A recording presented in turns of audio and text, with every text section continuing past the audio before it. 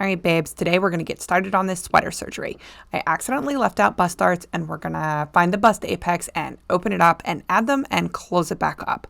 We're going to start by finding the bust apex and then placing a stitch marker out 1 inch to either side. And then later I'll compare the rows and make sure that they are in the same place and ready to go. Then we'll add short rows to fill in the bottom. So here it is. I've got my stitch markers in place and they're on the same row and ready to go. I have today calendared to do surgery on this sweater that I forgot to do bust darts on. And I'm talking a big game about how I'm gonna open it up, add bust darts, and then Kitchener the front closed again. To be honest, I'm like super nervous about it. What if I screw it up? What if my Kitchener doesn't look good? Can't believe I'm gonna cut a sweater in half in the middle. I guess the worst case scenario though is that I just have to reknit the bottom part. So let's do it. This was actually really satisfying. I'm picking up the right side of each V, and I started by doing the row that has the stitch marker, and then I went 1 row below so that I'll be inserting my short rows at the apex. I made sure that I wore this tee a few times because it's 100% cotton before doing this surgery, so that it would be as stretched out as it's likely to get when I'm wearing it, so that I don't end up with bust darts that are too low. Yeah, and so there is 1 row in between each of these channels that I'm picking up, and I'm going right to my center side stitches, and then I'm going to remove the middle row. Okay, so here we go. This is what it looks like before the cut, and you can see we've picked up 1 loop of each stitch.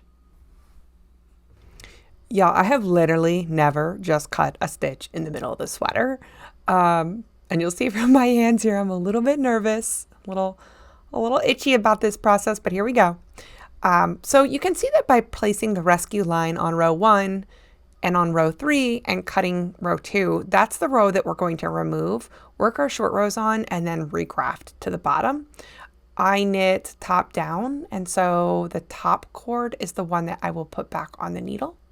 This was a little bit painstaking because it already had been blocked, but I just kept my yarn trimmed and went through with it all the way across. Later, I will go in and I will pick up and knit those short rows. I added the same number of rows that I would need to create bust dart 2 in this pattern. The pattern is Classic LBD. It's going to be an April 2023 pattern. Yeah, so that y'all could see what it would look like had I not omitted the bust darts from the pattern. The apex dart is customized. There's a dart location in the pattern, but because I was doing this later, I just put it where my personal apex is. Apex is something that changes a lot and is highly variable, especially as we get more mature and we have life events, the location of our bust apex changes. So I did not replicate that in the pattern. I made it match my own apex, but I did add the length that is called for in cup 2 so that you can see how dramatic that cup shaping is for somebody with my measurements. And in that pattern, I'm going to have you choose your cup by comparing your inner neck point in the front and the back to your underbust, and then subtracting 2 inches. So mine is about 16 inches in the back and 11 inches in the front for a difference of 5. I subtract 2 from that and I get 3. Bust dart 2 adds 2.8 inches of bust shaping. So that's the size that is absolutely perfect for me. Yeah, so that's how that's done. So I'm going to show this to you cut open, and then I work on it off camera. So yeah. I'll come back and show you what it looks like when it's all done though.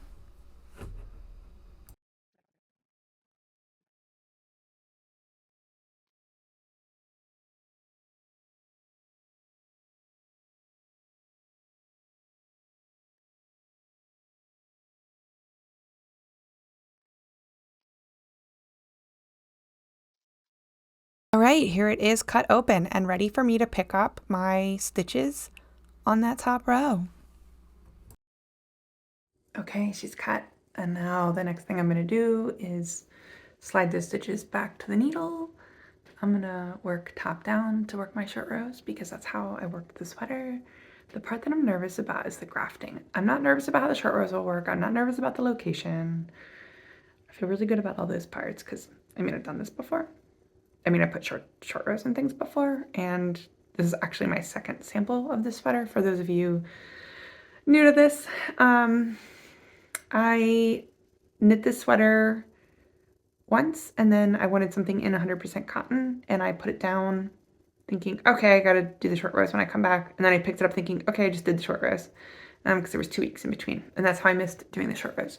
So I'm really comfortable with all the parts except the grafting. I'm worried about making the grafting look seamless. So yeah, more to come. Okay, here's the before. You can see that it's several inches higher in the front than the back, and it's not a great look. But here we go with it after surgery, and it is a nearly parallel hem. It's working perfectly, just what we wanted, can't even tell. So I still have a little tiny bit of a rise here. But before I marked my apex on this, I wore it around for several times because cotton is stretchy and I wanted it to stretch down as much as possible. And I believe that once that 3 inches that I added has had a chance to relax as much as the rest of the sweater has, that hem is going to be completely parallel. Yeah. So no more without the bust darts. It was like that. Now she's like this. Sweater surgery success. Sweater surgery success. Hey, thanks for hanging out with me on this adventure. So many of you sent me encouraging words, and I hope that this demonstrates that it's just knitting and we can wing it and try.